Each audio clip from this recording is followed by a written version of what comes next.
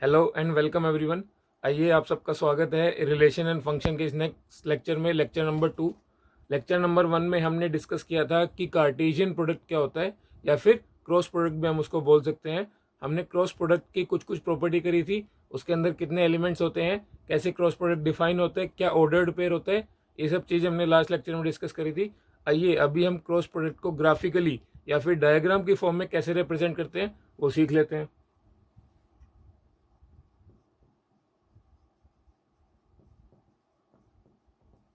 Representation of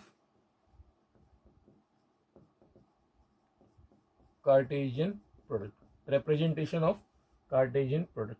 पहले आपका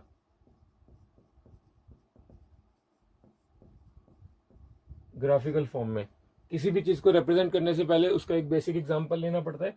हम एग्जांपल ले लेते हैं, दो सेट। ए सेट ले लिया हमने 1,2, बी सेट ले लिया हमने 3,4। हमको क्या रिप्रेजेंट करना है, एक रोज बी को ग्राफिकल फॉर्म में रिप्रेजेंट करना है। फॉर्म में रिप्रेजेंट करने से पहले एक रोज बी कैलकुलेट कर लेते हैं।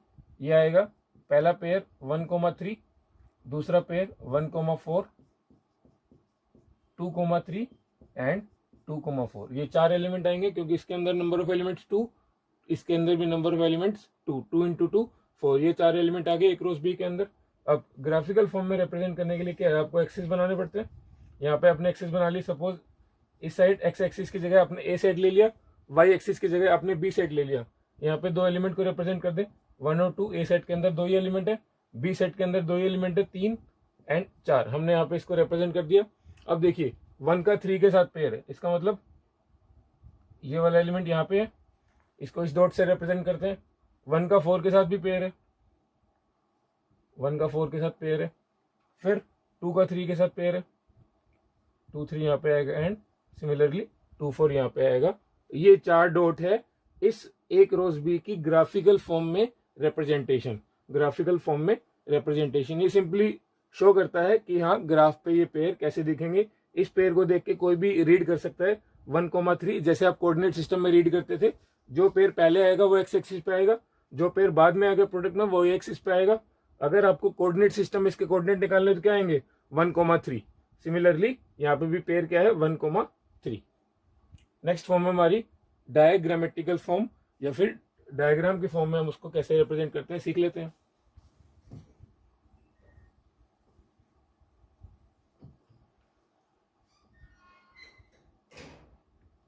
सेकंड फॉर्म हमारी डायग्रामेटिकल फॉर्म।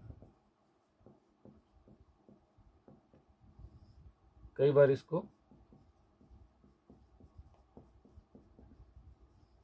एरो डायग्राम भी हम बोल सकते हैं, एरो डायग्राम भी हम इसको बोल सकते हैं। जो हमने लास्ट दो सेट लिए थे वही सेम सेट के ऊपर ये वाला भी शो कर लेते हैं।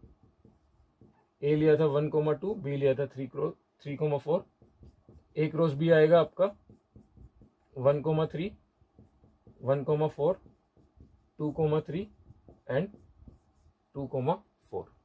तो इसके लिए आपको इस टाइप के ओवल स्ट्रक्चर के सेट बनाने पड़ते हैं। यहाँ पे आएगा आपका सेट ए, यहाँ पे आएगा आपका सेट बी। ए सेट के एलिमेंट लिख दो 1,2, बी सेट के एलिमेंट लिख दिया आपने 3x4। अब देखो 1 का 3 के साथ पेयर है, इसका इस साइड एरो जाएगा। 1 का 4 के साथ पेयर है, 2 का 3 के साथ पेयर है, एंड 2 का 4 के साथ पेयर है। ये है इसका एरो डायग्राम से रिप्रेजेंटेशन, या फिर इसको डायग्रामेटिकल फॉर्म भी हम बोल सकते हैं।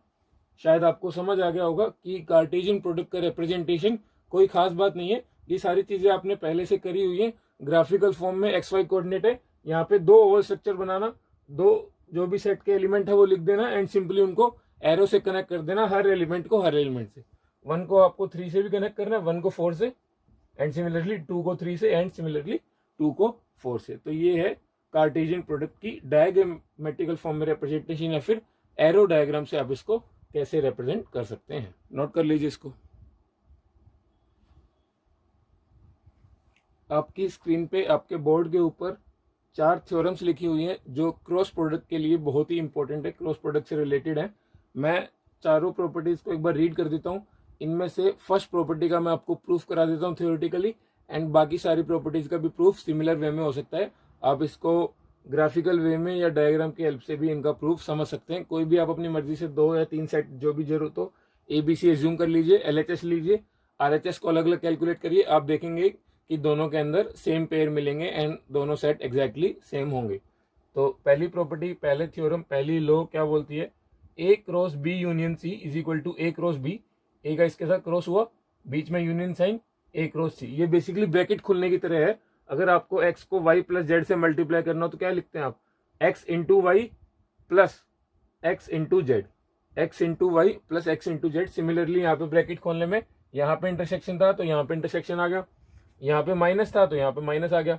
A cross B minus C is equal to A cross B minus A cross C।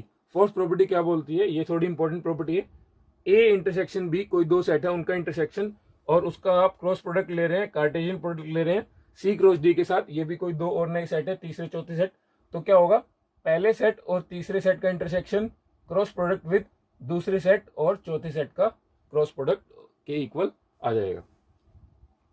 तो आइए एक बार पहली प्रॉपर्टी को हम प्रूफ कर लेते हैं थ्योरेटिकली। पहली प्रॉपर्टी को प्रूफ करते हैं। हमने LHS लिया, LHS लेते हैं इसका, A cross B union C। Theoretically कैसे प्रूफ करेंगे, हम कोई भी एक पेयर मान लेते हैं x, y। x, y जो है, ये जो पेयर है इस सेट को बिलोंग करता है, ये वाला पेयर इस सेट को बिलोंग करता है। हमको प्रूफ क्या करना है कि ये वाला सेट, जो ये वाला पेयर है इस सेट को भी बिलोंग करेगा। तो x, y, देखो जब भी पेयर बनते हैं तो इसी हिसाब से बनते हैं कि पहला एलिमेंट क्रॉस प्रोडक्ट के पहले एलिमेंट के साथ आता है, दूसरा एलिमेंट क्रॉस प्रोडक्ट के दूसरे सेट के साथ आता है। तो ये आ जाएगा x बिलोंग टू A, यहाँ पे आएगा and y belong to B union C। जो x है वो A को बिलोंग करेगा एंड क्रॉस प्रोडक्ट में हमेशा एंड आता है, y belong to B union C।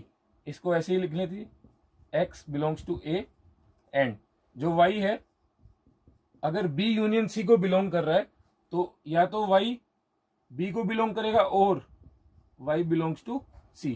अगर y जो है B यूनियन C को बिलोंग कर रहा है तो इसका मतलब है y या तो B सेट को बिलोंग करेगा या फिर और y जो है C सेट को बिलोंग करेगा।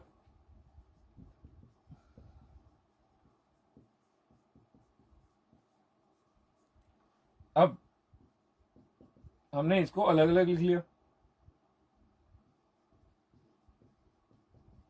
देखो x तो A को बिलोंग कर ही रहा था एंड इसके साथ साथ y या तो B के साथ था या y C के साथ था। अब हमने इसी केस के दो केस बना लिए, x A के साथ एंड y B के साथ, या फिर जो ये वाला और है ये यहाँ पे आए, ये वाला और यहाँ पे आए, या फिर x जो है A के साथ आएगा एंड y जो है C के साथ आएगा, y जो है C के साथ आएगा। अब इसको क्लब करने का क्या तरीका है, x, y belong to A cross B। x अगर A को बिलोंग कर रहा है, y अगर B को बिलोंग कर रहा है तो एक्स वाई जो पेयर बनेगा वो A क्रॉस B को बिलोंग करेगा। हमने जब क्रॉस प्रोडक्ट को डिफाइन किया था तो इसी तरीके से किया था, और किससे रिप्लेस हो जाता है, और तो यूनियन से रिप्लेस हो जाता है, और यहाँ पे आएगा X Y belong to A cross C। तो इन दोनों को आप कंबाइन कर दीजिए, एक्स वाई या तो इसको बिलोंग कर रहा है या फिर एक्स वाई इसको बिलोंग कर रहा है, इसका मतलब एक्स वाई इन दोनों के यूनियन को बिलोंग कर रहा है। ये जस्ट एक सिंपल थ्योरेटिकल अंडरस्टैंडिंग है, हर बुक में यूजुअली इसका प्रूफ दिया रहता है, उसके लिए हमने इसको कवर कर लिया। मोस्टली ये बोर्ड पॉइंट ऑफ व्यू से कभी कभी एग्जाम में आ जाता है, otherwise competition point of view से ये वाली चीज का प्रूफ और थ्योरेटिकली इस वे में बिल्कुल इंपॉर्टेंट नहीं है। खास बात क्या है, आपको ये इज इक्वल टू ये याद होना चाहिए एंड अगर आपको कभी वेरीफाई करना पड़ भी जाए तो आपके पास एक बहुत सिंपल तरीका है, ABC। आप कोई भी 3 सिंपल सेट एज्यूम कर लीजिए, सपोज A आपने ले लिया 1, B आपने ले लिया 2 3, C आपने ले लिया 4 5, तो LHS कैलकुलेट करिए, RHS कैलकुलेट कर लिए एंड दोनों को इक्वल आप सिमिलरली प्रूफ कर सकते हैं। अगर यहाँ पे जो सेकंड थ्योरम है वहां पे इंटरसेक्शन आएगा यूनियन की जगह, तो और की जगह एंड आ जाएगा एंड सारी जगह यहाँ पे भी लास्ट में इंटरसेक्शन आ जाएगा। सिमिलरली थर्ड में यहाँ पे माइनस माइनस आ जाएगा। फोर्थ वाले का प्रूफ आप इजीली वेन डायग्राम से कर सकते हो, ऐसे भी पॉसिबल है बट वो थोड़ा लेंदी एंड कॉम्प्लिकेटेड है, उसको हम यहाँ पे स्किप करेंगे, उसकी ज्यादा जरूरत नहीं है। आई होप आपको ये वाला प्रूफ समझ आ गया, नोट कर लीजिए इसको। आपके सामने यहाँ पे दो क्वेश्चन लिखे हुए हैं। सबसे पहले जो क्वेश्चन आपके लेफ्ट हैंड साइड पे लिखा हुआ है उस पर फोकस करिए। P एक सेट है x such that x is less than 3 and x belong to natural number set. ये कैपिटल N का मतलब होता है नेचुरल नंबर्स का सेट। मैंने आपको सेट्स थ्योरी के फर्स्ट लेक्चर में बताया था, natural numbers 1 2 3 4 and so on. Q एक सेट है x such that x is less than equal to 2। यहाँ पे खाली लेस देन 3 था, इसका मतलब इक्वल टू वाला केस कंसीडर नहीं करना है, 3 नहीं आएगा। x is less than equal to में 2 भी आएगा and x belong to whole number set, w belongs to whole number set. Find p union q cross product with p intersection q। तो सबसे पहले हम क्या करते हैं, p और q सेट को सेट बिल्डर फॉर्म में या फिर टेबुलर फॉर्म में लिख लेते हैं एंड उसके बाद p union q and p intersection q भी निकाल लेंगे, फिर दोनों का क्रॉस प्रोडक्ट कर देंगे। सबसे पहले p को लिखते हैं। अगर x लेस देन 3 है, x नेचुरल नंबर है, तो ऑब्वियसली p के अंदर बस 2 ही एलिमेंट आएंगे, क्योंकि 3 से छोटे 2 ही नेचुरल नंबर पॉसिबल है, 1 और 2। q क्या आएगा, होल नंबर सेट में है तो यहाँ पे q आ जाएगा 0 1 एंड 2। क्योंकि यहाँ पे इक्वालिटी लगी हुई है तो 2 को भी हम काउंट करेंगे। 2 से छोटे 1 भी आएगा, 0 भी आएगा। होल नंबर कहाँ से स्टार्ट होते हैं, 0 से। होल नंबर और नेचुरल नंबर्स में बस एक ही एलिमेंट का फर्क है, 0। तो अब हमको क्या निकालना है, अब हमको निकालना है p union q। p union q कितना आएगा, 0 1 2। जब आप उनका यूनियन लेंगे तो सारे एलिमेंट काउंट होते हैं। p इंटरसेक्शन q कितना आएगा, कौन कौन से एलिमेंट p और q में कॉमन है, 1 और 2 जो है p और q में कॉमन है। 0 p के अंदर नहीं है इसलिए p इंटरसेक्शन q में नहीं आएगा। 0 चाहे खाली q के अंदर हो, यूनियन में तो जरूर आएगा। अब आपको क्या निकालना है, p यूनियन q, ये वाला सेट क्रॉस विद ये वाला सेट। 0 1 2 सेट का आपको क्रॉस प्रोडक्ट निकालना है 1 2 सेट के साथ। तो ये वाला सेट आएगा 0 1 0 2 1 1 1 2 2 1 एंड 2 2। इस सेट के अंदर 3 एलिमेंट है, इस सेट के अंदर 6 एलिमेंट है। आपके क्रॉस प्रोडक्ट में, सॉरी, इस सेट के अंदर 3 एलिमेंट, इस सेट के अंदर 2 एलिमेंट। आपके क्रॉस प्रोडक्ट में 6 एलिमेंट दिखने चाहिए, पहला दूसरा तीसरा चौथा पांचवा छठा। 0 1 0 2 1 1 1 2 2 1 2 2। आई होप आपको ये वाला क्वेश्चन समझ आया होगा, नोट कर लीजिए इसको।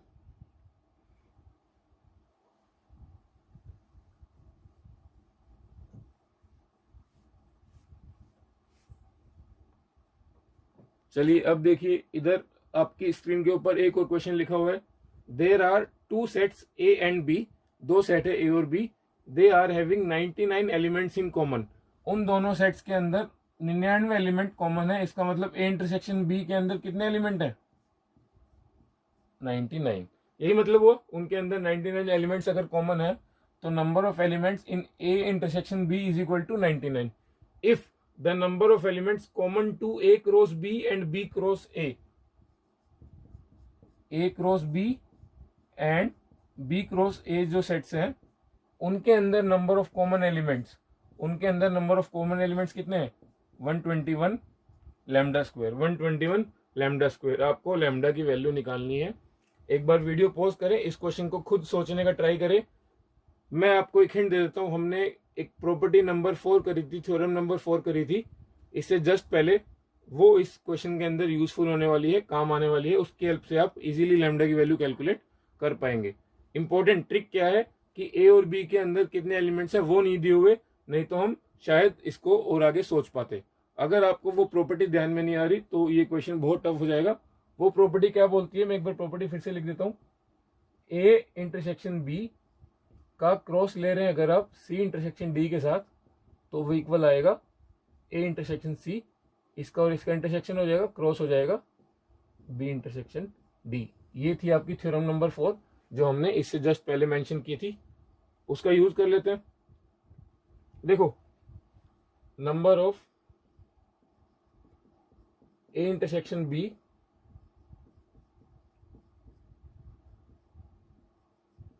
आपको 99 दे रखा है, इस चीज का आपको यूज करना है।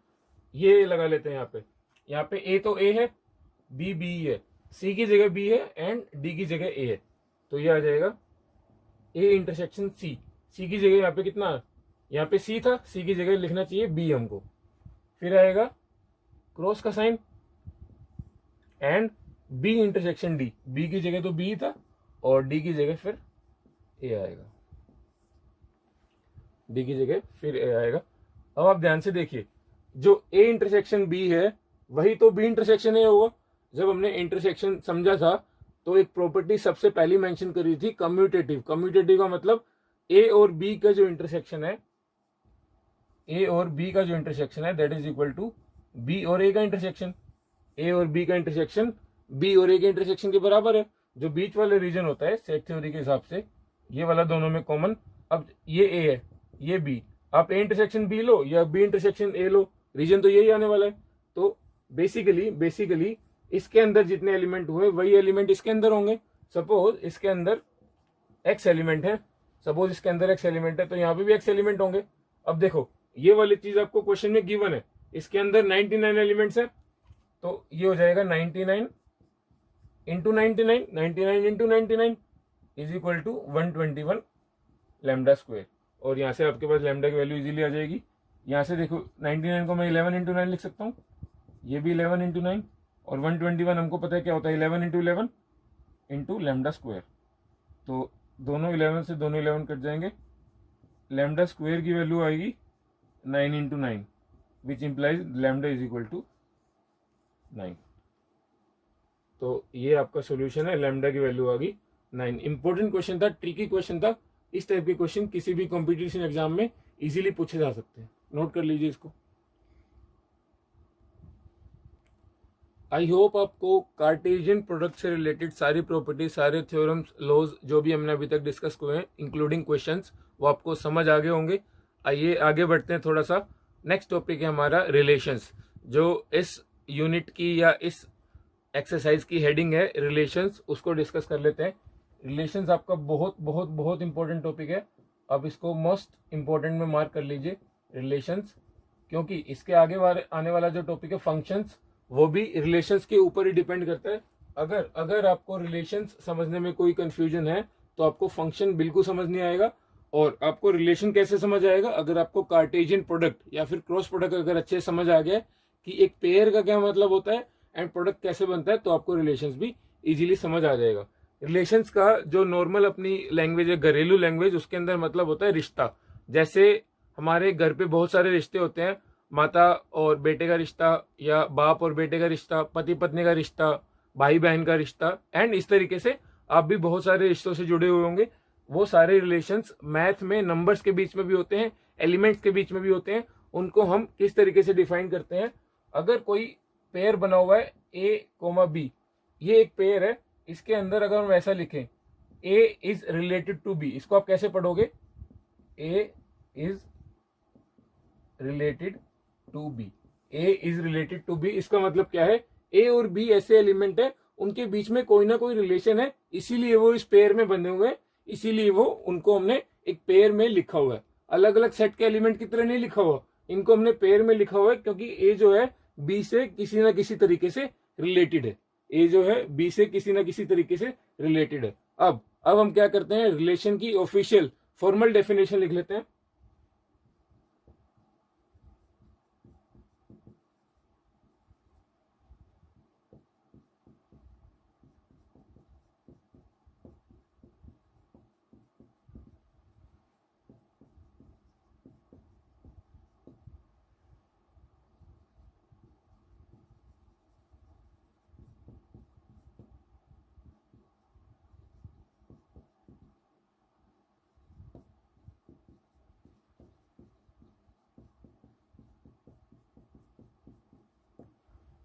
A relation on sets A and B is defined such that each element, each pair of a relation is a subset of A cross B।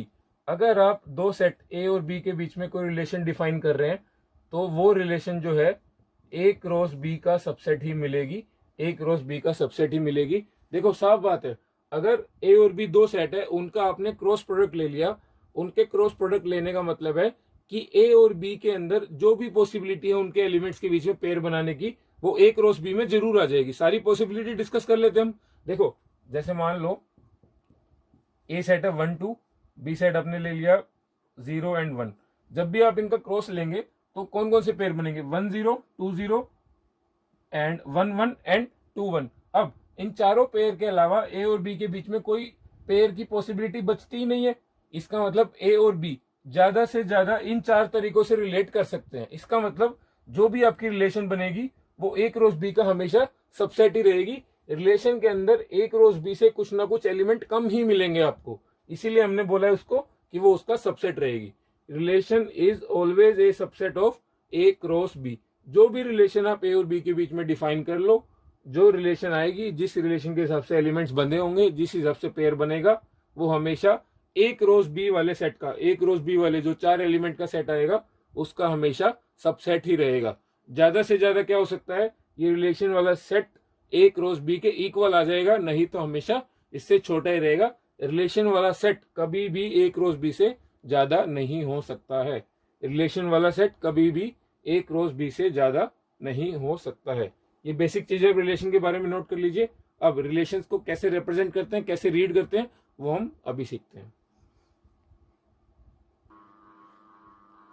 ये है किसी रिलेशन को लिखने का प्रॉपर मेथड। रिलेशन एक पेयर है एक्स और Y का, such that X belong to A. जो इसका पहला एलिमेंट है वो ए सेट से आएगा, एंड जो इसका दूसरा एलिमेंट है पेयर का वो बी सेट से आएगा, and X is related to Y. हमेशा हम पहले सेट के एलिमेंट को दूसरे सेट से रिलेट होता हुआ लिखते हैं। कभी भी अगर Y is related to X आ जाएगा तो यहां भी ये पेयर उल्टा हो जाएगा, वाई कोमा एक्स हो जाएगा। एक्स कोमा वाई का मतलब X is related to Y. X पहले लिखा जाएगा क्योंकि एक्स यहाँ पे पहले लिखा हुआ है, वाई बाद में लिखा जाएगा क्योंकि वाई बाद में यहाँ पे लिखा हुआ है। इस वजह से कैसे गड़बड़ हो सकते हैं मैं आपको बता देता हूं। Suppose Ram is related to, Ram A है यहाँ पे, Ram is related to Shyam. Ram जो है श्याम से रिलेटेड है, एंड रिलेशन क्या है, राम इज, रिलेशन क्या है, Ram is father of Shyam. ये राम और श्याम के बीच में रिलेशन है। राम जो है श्याम का फादर है। अगर आपने इसको रिलेशन को उल्टा लिख दिया, Shyam is related to Ram, तो यहाँ पे इस चीज का पूरा मतलब चेंज हो जाएगा। इसका मतलब हो जाएगा Shyam is father of Ram, but हमको पता है Ram is father of Shyam, तो ये वाली रिलेशन बिल्कुल गलत हो जाएगी। अगर कोई दो एलिमेंट आपस में रिलेटेड नहीं हो तो उसको आप ऐसे लिखते हैं। अगर A is related to B तो आप लिखेंगे ए कैपिटल आर बी। अगर A is not related to B, उसको ए और बी के बीच में रिलेशन नहीं बनानी है, तो आप इस आर को ऐसे क्रॉस कर देंगे। ये मतलब आ जाएगा कि A is not related to B. ये वाले एग्जाम्पल से आप दोनों चीज समझ गए होंगे कि नॉट रिलेटेड टू बी का क्या साइन होता है, एंड यहाँ पे ऑर्डर इंपॉर्टेंट क्यों है, एक्स और वाई, वाई और एक्स से अलग अलग कैसे हो जाएगा। पूरा मीनिंग ही चेंज हो जाएगा रिलेशन का अगर आपने एक्स की जगह वाई कर दिया, वाई की जगह एक्स कर दिया। तो इस चीज को, छोटी सी चीज को नोट कर लीजिए। सबसे इंपॉर्टेंट चीज, अगर कोई एलिमेंट रिलेटेड नहीं है तो उनके बीच में ये वाला साइन आता है। आर को आप ऐसे क्रॉस कर देंगे, रिलेटेड है तो ये वाला साइन आता है। एक और एग्जांपल ले लेते हैं रिलेशंस का।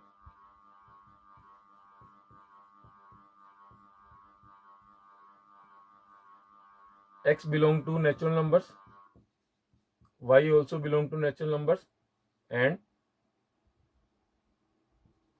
y is equal to, suppose आपने ले लिया x square, y is equal to आपने ले लिया x स्क्वायर। ये है हमारी रिलेशन की फॉर्म। इसको चलिए प्रॉपर सेट बिल्डर फॉर्म में लिखते हैं, जहां हम एक एक एलिमेंट को न्यूमेरिकल फॉर्म में लिखते हैं। y is equal to X square. अगर आपने x की वैल्यू 1 ली, क्योंकि x नेचुरल नंबर है तो नेचुरल नंबर ऑब्वियसली 1 से स्टार्ट होते हैं, x की वैल्यू 1 ली तो y की वैल्यू 1 आएगी। एक पेयर बन गया, 1 is related to 1, 1 is equal to 1 का स्क्वायर। अब देखिए, जब आप x की वैल्यू 2 लेंगे, x की वैल्यू 2 लेंगे क्योंकि x नेचुरल नंबर का सेट है, तो y की वैल्यू आएगी 4। सिमिलरली जब आप x की वैल्यू 3 लेंगे, y की वैल्यू आएगी 9 एंड सो ऑन। तो इस रिलेशन के अंदर बहुत सारे पेयर बनते चले जाएंगे। रिलेशन डिफाइन कैसे करी थी, एक्स वाई एक ऑर्डर्ड पेयर है जिसके अंदर एक्स भी नेचुरल नंबर को बिलोंग कर रहा है, वाई भी नेचुरल नंबर्स को बिलोंग कर रहा है, एंड जो वाई है वो एक्स का स्क्वायर है, वाई जो है एक्स का स्क्वायर है। इनके बीच में रिलेशन है कि एक नंबर दूसरे का स्क्वायर है। जो हमारे फैमिली में रिलेशन होती है, फादर मदर सन, और इस तरीके से नंबर्स के बीच में रिलेशन क्या होगी, ये इसका स्क्वायर, ये इसका रूट, ये इसका हाफ, ये इसका डबल, एंड इस तरीके से रिलेशन होती है। तो एक्स और वाई के बीच में रिलेशन है कि y जो है x का स्क्वायर है, इस रिलेशन के हिसाब से हमने इसके अंदर एलिमेंट्स लिख दीजिए। इस रिलेशन के हिसाब से हमने इसके अंदर एलिमेंट्स लिख दिए हैं। अब देखिए इस फॉर्म को, ये वाली जो फॉर्म आपने लिखी है इसको हम बोलते हैं रोस्टर फॉर्म। रोस्टर फॉर्म जो आपका सेट्स में नाम था वही यहाँ पे नाम है, और इसको हम बोलते हैं set builder form.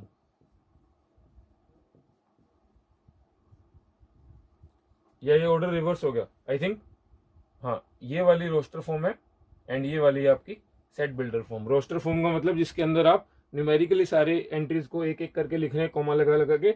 Set builder form के अंदर आप कोई रूल बना देते हैं, इसलिए हम इसको रूल मेथड भी बोलते हैं। ये आपकी सेट बिल्डर फॉर्म, ये आपकी रोस्टर फॉर्म जिसके अंदर आप सारी एंट्रीज को, सारे पेयर्स को कोमा से सेपरेट करके हर एक को लिस्ट कर देते हैं, इसको लिस्ट फॉर्म भी बोलते हैं। रोस्टर फॉर्म ये होगी, सेट बिल्डर फॉर्म ये होगी। अब रिलेशंस को रिप्रेजेंट करने का ही तीसरा तरीका होता है एरो डायग्राम, जो हमने क्रॉस प्रोडक्ट में किया था। तीसरा तरीका है एरो डायग्राम। एरो डायग्राम भी इस तरीके से, यहाँ पे आप एक्स वाला सेट ले लीजिए, यहाँ पे वाई वाला सेट ले लीजिए। एक्स को मेंशन करेंगे 1 2 3 4 सो ऑन, क्योंकि नेचुरल नंबर से 1 से स्टार्ट होगा। सिमिलरली वाई भी 1 2 3 4 5 6 7 8 9 10 एंड सो ऑन। देखो 1 1 के बीच में पेयर है, 1 इज रिलेटेड टू 1, इस तरीके से एरो से कनेक्ट कर देंगे। 2 और 4 के बीच में पेयर है, 2 इज रिलेटेड टू 4। 3 यहाँ पे आएगा 9 एंड 4 16 एंड सो ऑन। सो एक रिलेशन को रिप्रेजेंट करने के 3 तरीके हैं। या तो आप उसको सेट बिल्डर फॉर्म में लिख सकते हैं, कोई रूल बना के लिख दे, ये रूल है y equal to X square. या फिर आप उसके सारे एलिमेंट्स को रोस्टर फॉर्म में, मतलब एक एक करके लिस्ट फॉर्म में लिख दीजिए, कोमा लगा के अलग अलग सेपरेट करके। या फिर तीसरा मेथड आपके पास एरो डायग्राम। एरो डायग्राम का मतलब आप एक सेट लीजिए, पहला सेट एक्स वाला एक्स सेट, एंड दूसरा सेट लीजिए वाई सेट, उसके सारे एलिमेंट्स को मेंशन कर दिए, एंड एरो की हेल्प से इन सारे एलिमेंट्स को जो जो रिलेशन है उनको आप कनेक्ट कर दीजिए। 1 is related to 1, 2 is related to 4, 3 जो है 9 से रिलेटेड है, एंड सिमिलरली 4 जो है 16 से रिलेटेड आएगा। इस तरीके से आप इनके बीच में रिलेशन शो कर सकते हैं। 3 तरीके हैं, roster, set builder, arrow method. तीनों को आप नोट कर लीजिए। रिलेशंस के अंदर ही नेक्स्ट सब टॉपिक है domain of a relation, range of a relation, codomain of a relation. Domain, range, codomain, ये रिलेशंस के सब टॉपिक है। ये हम एक एग्जांपल की हेल्प से समझ लेते हैं। एग्जांपल मेंशन कर लेते हैं।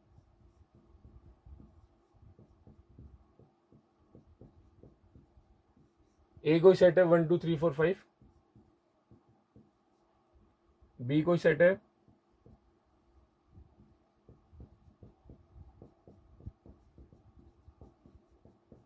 1 2 3 4 5 6 7 8 9 10।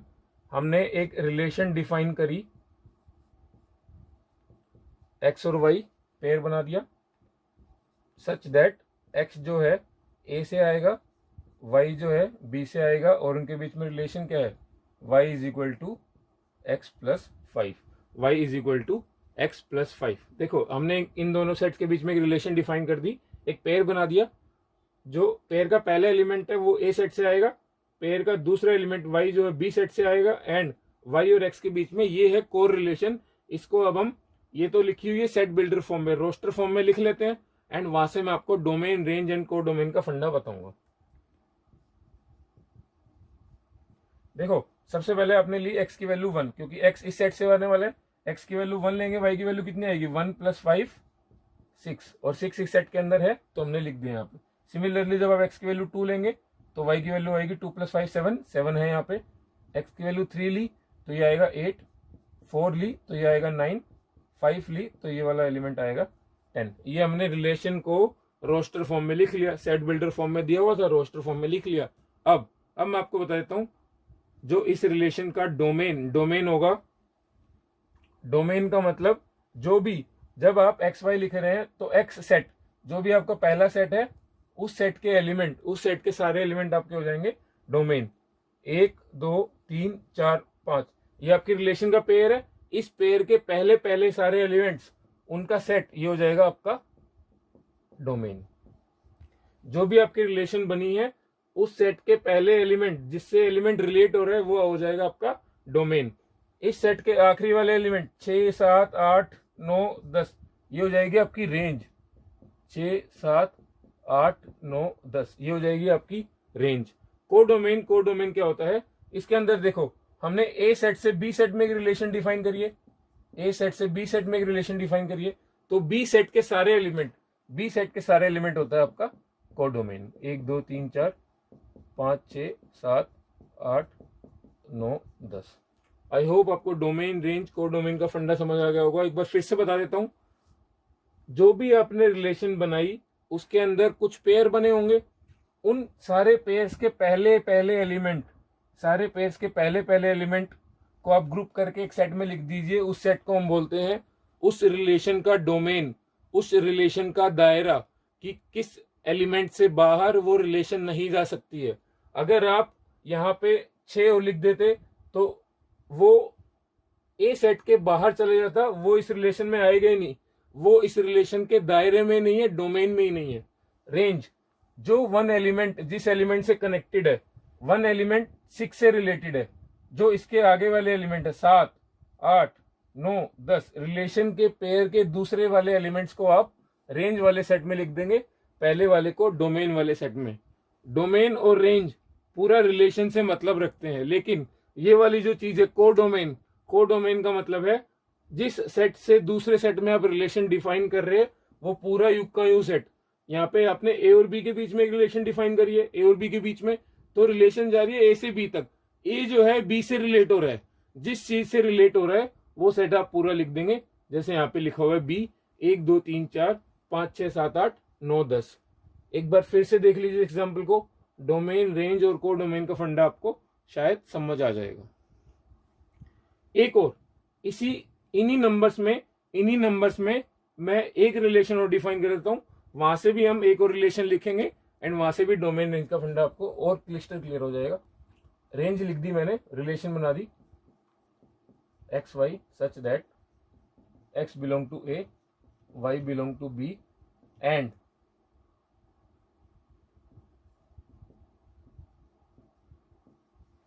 वाई जो है आपका हो गया एक्स क्यूब। इस बार वाई जो है एक्स क्यूब हो गया। तो इस रिलेशन को रोस्टर फॉर्म में लिखते हैं। सबसे पहले एक्स की वैल्यू 1 ली, 1 का क्यूब 1 ही होता है और 1 का क्यूब 1 यहाँ पे अवेलेबल है। एक्स की वैल्यू 2 ली तो यहाँ पे आ गया बी की वैल्यू 8, वाई की वैल्यू आ गई 8, 2 का क्यूब 8। जब हम एक्स की वैल्यू 3 लेंगे, एक्स की वैल्यू हमने 3 ली तो 3 का क्यूब वाई की वैल्यू कितनी आनी चाहिए 27, लेकिन 27 इस सेट में है ही नहीं, इसका मतलब और रिलेशन पॉसिबल ही नहीं है। तो रिलेशन के अंदर हमारे 2 ही पेयर आए 1 1 एंड 2 8। अब इस रिलेशन का डोमेन क्या होगा, इस रिलेशन का डोमेन होगा 1 एंड 2, पहला एलिमेंट दूसरा एलिमेंट।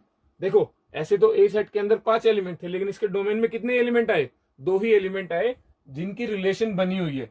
ये हो गया domain, domain of the range. Relation की रेंज कितनी आई, जो आखिरी वाले एलिमेंट है 1 और 8, रेंज आई इसकी 1 और 8।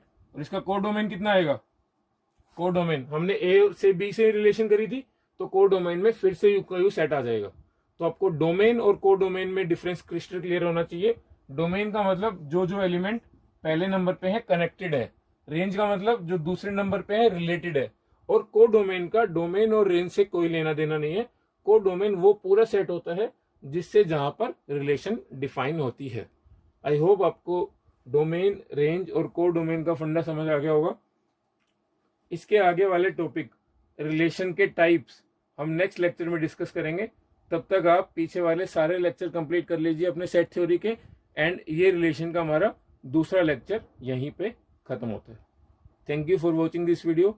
अगर आपको ये वीडियो समझ आई, अच्छी लगी, तो आप इस वीडियो के ऊपर लाइक करें, कमेंट करें, शेयर करें एंड हमारे चैनल को आप सब्सक्राइब करें, ताकि आपको आगे से इस टाइप की सारी वीडियोस अपने आप नोटिफिकेशन में आ जाए। Thank you.